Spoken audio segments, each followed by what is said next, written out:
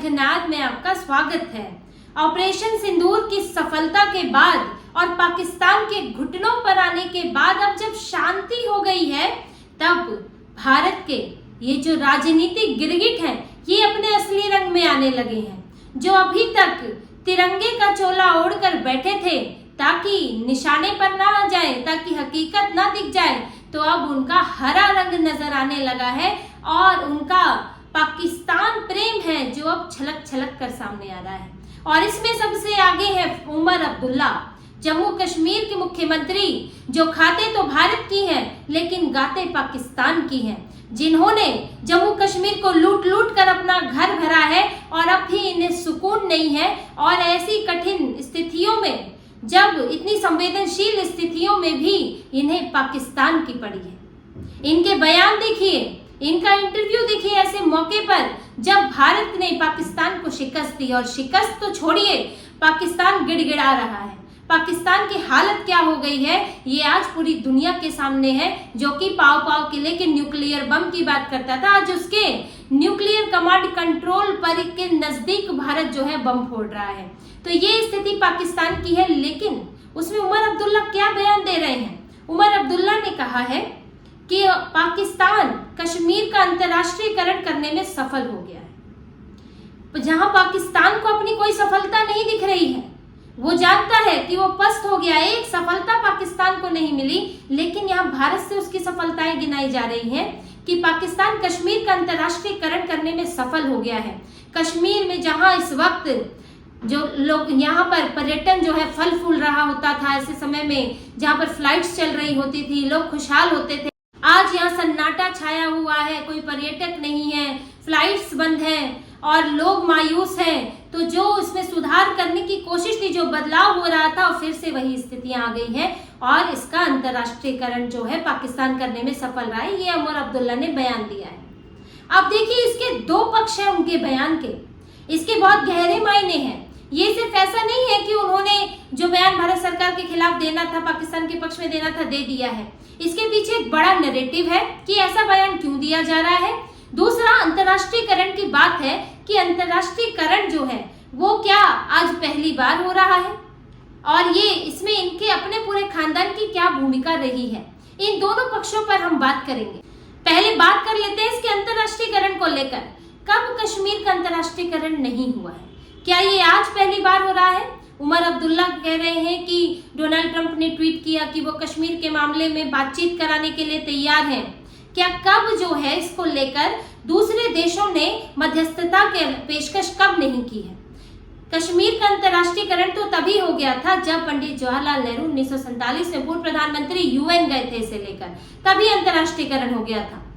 जब पाकिस्तान को लगा था कि कश्मीर उसको नहीं मिल सकता, वहां के जो राजा हरि सिंह हैं वो उनका झुकाव भारत की तरफ है, तब उसने कबायली हमला किया, लड़ाके भेजे, जिसके बाद राजा हरि सिंह ने भारत से मदद मांगी और भारतीय सेना वहां पर पहुंची और लड़ाकों को वहां से खदेड़ने का काम शुरू किया। लेकिन तब जो पंडित जवाहरलाल नेहरू हैं वो विदेशी प्रभाव में या फिर उनके आपसी क्या सलाहकार होंगे, उनके दिमाग में अपनी कंफ्यूजन बन गई।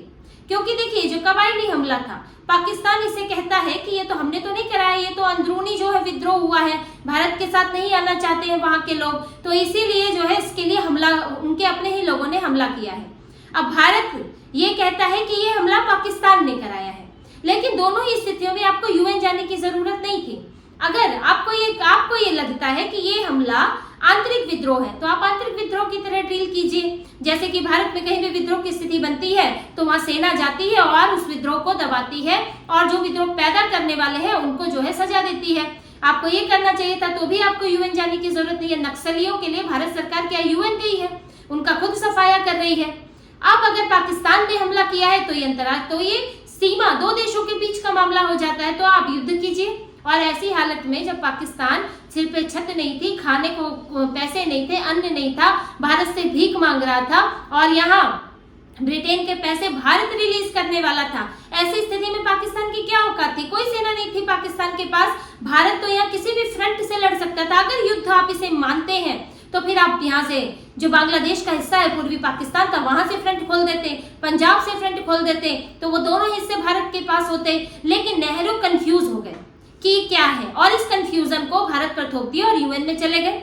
और यूएन में इनको इनके पश्चिमी देशों के दोस्तों ने, जिनके कहने पर वो चलते रहे, पश्चिमी सभ्यता पश्चिमी लोगों से, तो वो आजीवन प्रभावित रहे हैं और उन पर भरोसा भी करते रहे हैं, और उसका खामियाजा आज तक भारत के लोग भुगत रहे हैं कि बगल में पाकिस्तान बैठा है और वो कश्मीर में आतंकवादी भेजता है।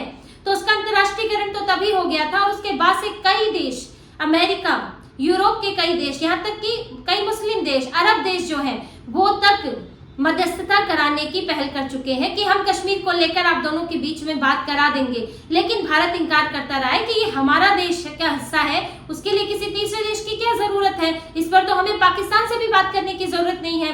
पाकिस्तान से जो बात होगी वो पीओके पर होगी, जो पाकिस्तान ऑक्यूपाइड कश्मीर है उस पर उसने कब्जा कर रखा है। बात होगी पीओके पर होगी। जो कश्मीर का दूसरा हिस्सा है वो तो भारत का है, हम उस पर क्यों बात करेंगे। तो भारत तो हमेशा से इनकार करता आया है, और आज की स्थिति में जब पाकिस्तान गिड़गिड़ाता हुआ भारत के पास आया और सीज फायर की मांग की, और इस स्थिति के बारे में डोनाल्ड ट्रंप को तो पता ही था, क्योंकि जो पाकिस्तान है वो अमेरिका से भी गुहार लगा रहा था। और जब पाकिस्तान की तरफ से सीज फायर के लिए बोला गया, भारत ने कहा कि भाई हम तो पहले ही हमला नहीं कर रहे थे, हमारा तो मकसद था आतंकी ठिकानों को निशाना बनाना, हमने बनाया, तुमने हम पर हमला किया, हमने जवाब दिया। अगर तुम रुकते हो तो हम रुकते हैं, वरना हम 2 गुना मारेंगे। और हर दिन जो है भारत 2 गुना ही पाकिस्तान को मार रहा था, इसलिए पाकिस्तान डरा हुआ था। अब जब ये सीज फायर का फैसला हुआ, पाकिस्तान की तरफ से कहा गया, तो भारत ने भी कहा ठीक है हम रिटेलिएट नहीं करेंगे, तुम कुछ नहीं करोगे।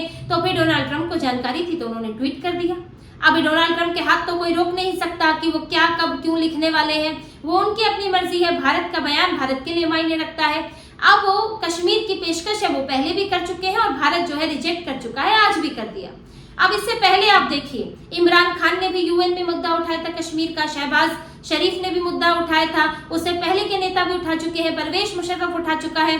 तो ये सारे, जब ये हर बार कश्मीर का मुद्दा यूएन में उठता ही है, वो अंतर्राष्ट्रीय मुद्दा है ही, विदेशों की नजर इस पर रहती है, तो आज क्या नया हो गया है। आज भी यही हुआ, अमेरिका ने कहा हमने रिजेक्ट कर दिया, और इस सब में इनके अपने परिवार की भूमिका है, उसको तो उमर अब्दुल्ला भूल ही जाते हैं। शेख अब्दुल्ला इनके दादा, जो कि कश्मीर में नेहरू को भी भ्रमित करते रहे और कश्मीर के लोगों को भी, उनको ये दिखाते रहे कि डेमोक्रेसी आएगी तो कश्मीर अलग हो जाएगा, आजाद हो जाएगा, भारत से अलग हो जाएगा, इसका सपना उन्हें दिखाते रहे। और यहाँ नेहरू को बेवकूफ बनाते रहे कि हम डेमोक्रेसी लाकर जो है यहाँ सब शांति कर देंगे, और वहां से पाकिस्तान के साथ भी इनके संपर्क बने रहे। तो ये शेख अब्दुल्ला की वजह से पाकिस्तान, जो कश्मीर का हिस्सा है, वह शांति नहीं आ पाई। जब भारत वहां पर, भारत का नियंत्रण है, भारत वहां पर चुनाव कराता, भारत के वहां पर नेता होते, और लोगों को ये महसूस कराया जाता कि आप इस भारत से जुड़े हुए हैं, तो इतने सालों साल में लोग आदी हो जाते हैं और लोग पुरानी चीजें भूल जाते हैं, नई पीढ़ियां आ जाती हैं। लेकिन इन्होंने उनके दिमाग में घुसाए रखा कि हमें अलग होना है, हमें पाकिस्तान की मदद उससे लेते रहे और उससे भारत कश्मीर के लोगों में भरते रहे। और उसकी ये परिणति हुई कि वहां पर मुस्लिम बहुल कभी इस तरह से था नहीं कि वहां पर पूरी तरह आबादी सारी मुसलमानों की थी, वहां पर हिंदू भी बड़ी संख्या में थे, तो उनको वहां से भगा दिया गया। और इसमें भूमिका शेख अब्दुल्ला, फारूक अब्दुल्ला, उमर अब्दुल्ला, इस पूरे परिवार की, अब्दुल्ला परिवार की भूमिका रही है कि कश्मीर का मुद्दा कभी शांत ही नहीं हो पाया। वहां पर हमेशा आतंकवाद और हिंसा फैली रही, क्योंकि इन्होंने अलगाववाद को बढ़ावा दिया, इन्होंने आतंकवाद को बढ़ावा दिया। और ये तो ये तक कहते थे कि हम दिल्ली की नहीं सुनते, यहाँ दिल्ली की नहीं चलती, यानी कि यहाँ भारत की नहीं चलती, अपने लिए एक अलग संविधान की बात करते थे। और इसका बाप उमर फारूक अब्दुल्ला, वो क्या कहता था कि पाकिस्तान से बातचीत करनी चाहिए इस मामले पर। क्या आप भारत के हो तो भारत की बात करो। पाकिस्तान की बोली बोलते थे ये लोग, और पाकिस्तान के परमाणु बम की धमकी भी दिया करते थे। तो इनके तो पूरे खानदान ने जो है भारत विरोध में काम किया है, और कश्मीर के मुद्दे में इन्होंने आग लगा के रखी हुई है। और आज ये भारत सरकार को जिम्मेदार ठहराता है। ये इनको तो बोलने से पहले शर्म आनी चाहिए, और जिनको ये इंटरव्यू देते हैं उन्हें सवाल पूछना चाहिए कि कश्मीर आज ऐसा है क्यों, उसके पीछे जिम्मेदार कौन है। क्या भारत से आपने भारत से जोड़ने की इसको कभी कोशिश क्यों नहीं की, क्यों 2 झंडे बनाए रखे, क्यों आपने हर चीज में अलग थलग किया कश्मीर को। तो इसका जवाब तो इन लोगों से मांगना चाहिए। लेकिन अब मीडिया के अपने भ्रम है, वो एक अलग बात है। लेकिन उमर अब्दुल्ला की हकीकत सामने आ गई है कि जैसे ही संघर्ष विराम हुआ है, अब चीजें सैन्य मामले से हटते हुए अब मामला जो है शांत हो रहा है, तो राजनीति भी शुरू हो रही है। तो ऐसे में उमर अब्दुल्ला ने शुरू कर दिया पाकिस्तान का राग अलापना। क्यों ऐसे समय में ये बयान दिया है? जब भारत की जीत का जश्न मन रहा है तो ये पाकिस्तान की जीत क्यों बता रहे हैं, जबकि पाकिस्तान के पास भी अपनी जीत बताने के लिए कुछ नहीं है। इसकी वजह देखिए, ये सारे जो गिरगिट अपने रंग, अब इन्होंने जो अभी तक तिरंगे का रंग ओढ़ा हुआ था वो अब फिर से पुराने रंग में आने लगे हैं, क्योंकि ये इस बार ये लोग इस बात से इनकार नहीं कर सकते कि भारत ने मिसाइल दागी है पाकिस्तान के अंदर। जैसा कि पहले पुलवामा से लेकर उड़ी के मामले में इन लोगों ने बड़ी सवाल उठा दिए कि अरे कब कहाँ मारा भारतीय सेना ने, कहाँ गए? आप सोचिए, सर्जिकल स्ट्राइक, सैनिक जा रहे हैं पीओके के अंदर, रिस्क लेकर जान दे रहे हैं और वहां जाके आतंकियों को मार रहे हैं, और ये कहते कहाँ मारा, कोई सबूत नहीं। सबूत लाओ, पुलवामा में सबूत लाओ, क्योंकि इन्हें डर लगता है कि अगर मान लेंगे तो सरकार की तारीफ करनी पड़ेगी, पीएम मोदी की तारीफ करनी पड़ेगी और फिर उनके वोटों की संख्या बढ़ जाएगी, लोकप्रियता बढ़ जाएगी, तो राजनीति चलती है।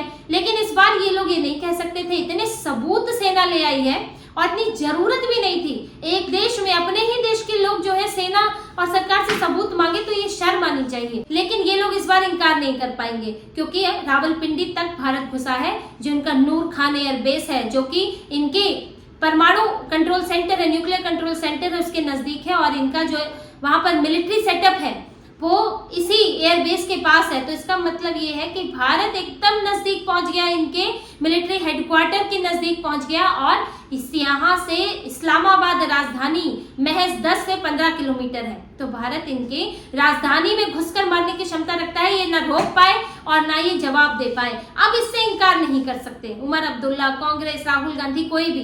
तो इसके लिए क्या करेंगे ये लोग? इसके लिए एक ही भ्रम पैदा करने की कोशिश कर रहे हैं लोगों में कि देखो भारत की मोरल हार हो गई है।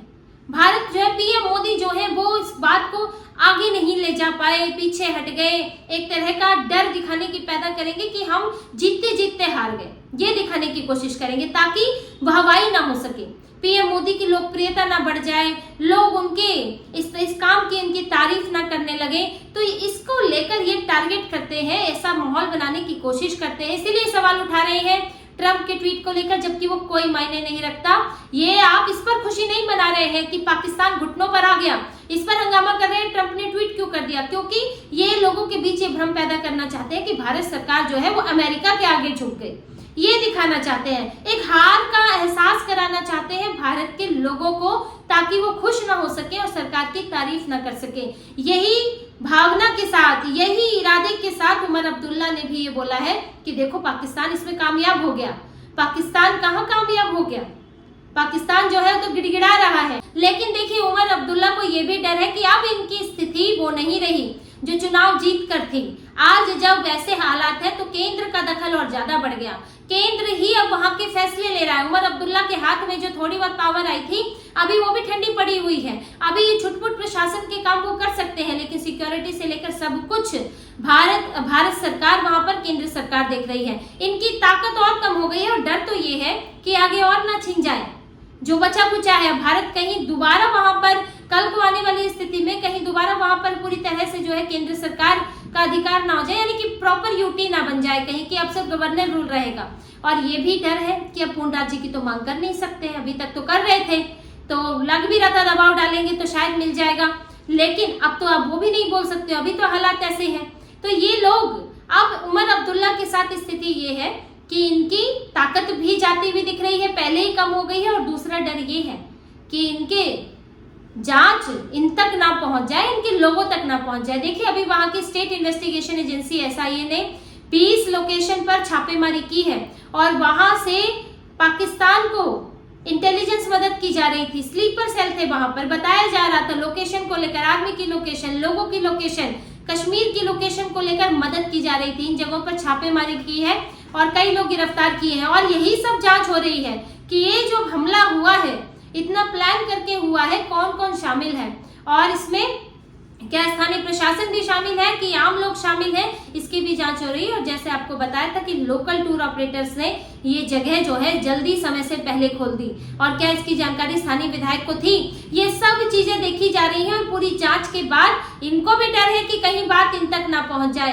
और आज ये बात कर रहे हैं, सुरक्षा को लेकर सवाल उठा रहे हैं, इसीलिए तुरंत सुरक्षा की बात करने लगे। सुरक्षा क्यों नहीं थी वहां पर, सेना क्यों नहीं थी? यही लोग हैं जो कहते हैं कि सेना की क्या जरूरत है, सेना हटाओ, वहां पर हमारे ऊपर अत्याचार हो रहा है। आज बोल रहे हैं कि सेना क्यों नहीं थी, सुरक्षा बल क्यों नहीं थे? तो केंद्र सरकार को क्या समस्या है? केंद्र सरकार के पास अर्धसैनिक बलों की कमी नहीं है, रिजर्व में कई सैनिक पड़े हैं, उनको लाके भर देगी केंद्र सरकार। कश्मीर में चप्पे चप्पे पर लगा देगी, 12 मास लगा देगी। सरकार को क्या समस्या है? फिर इन्हीं का रोना शुरू हो जाता है कि अरे यहाँ तो बहुत सेना हो गई है, बहुत ज्यादा निगरानी हो रही है, लोगों की आम जिंदगी बर्बाद हो गई है। तब तो इनका ये शुरू हो जाता है, ये चाहते हैं कि वहां पे सुरक्षा ना रहे, जिससे कि आतंकवादी हमले करा सके। और जब आतंकवादी हमला हो जाए तो उसके बाद भारत सरकार को ही कोसते रहे, भारत सरकार पर सवाल उठाएं और लोगों को भड़काएं भारत सरकार के प्रति। तो ये चिट भी अपनी और पट भी अपनी चाहते हैं। लेकिन इस वक्त उमर अब्दुल्ला के हाथ जो है वो ठन गोपाल रहने वाले हैं। इनकी हाल वो है, ना घर का ना घाट का, इनका यही होने वाला है। क्योंकि अभी जो थोड़ी बहुत सत्ता मिली थी वो भी हाथ से जाती दिख रही है, जांच भी इनकी तरफ बढ़ती हुई दिख रही है। और जो अभी पूर्ण राज्य के दर्जे की बात थी वो एकदम अब वो ठंडे बस्ते में चला गया है। और अब भारत सरकार कश्मीर को लेकर और सतर्क है और सख्त है। और ऐसे में उमर अब्दुल्ला के पास अब सिर्फ ये प्रोपेगेंडा चलाने, गिड़गिड़ाने के अलावा और कोई तरीका नहीं रह गया है। तो इसी तरह की और खबरें और विश्लेषण आपके लिए लाते रहेंगे, हमसे जुड़े रहिए, सब्सक्राइब कीजिए, कमेंट कीजिए। बहुत बहुत धन्यवाद। जय श्री राम।